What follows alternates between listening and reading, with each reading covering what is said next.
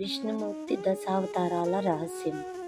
మత్స్యం నుంచి కల్కి వరకు విష్ణువు ఎందుకు ప్రతి యుగంలో వేరే రూపం తీసుకున్నాడు? ఆ రూపాల వెనుక దాగిన సత్యం ఏమిటి? తెలుసుకోవాలి అనుకుంటే ఈ వీడియో చివరి వరకు చూడండి.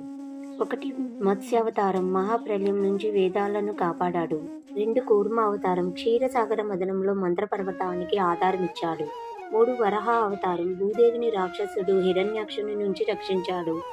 4. నరసింహ అవతారం, హిరణ్యకశిపుని సంహరించి భక్త ప్రహ్లాదుడిని కాపాడాడు. 5. వామన అవతారం, బలిచక్రవర్తి అహంకారాన్ని తగ్గించాడు. 6. పరశురామ అవతారం, అధర్మీ క్షత్రియులను శిక్షించాడు. 7. రామ అవతారం, రావణాసురుని సంహరించాడు.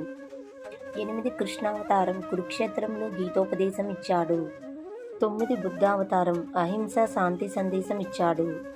10. కల్కి అవతారం, కలియుగం చివరిలో అవతరిస్తాడని నమ్మకం. కొన్ని పురాణాల ప్రకారం అవతారాలు 10 మాత్రమే కాదు, 22, 24 లేదా అనేక అవతారాలు ఉన్నాయని కూడా చెప్పబడింది.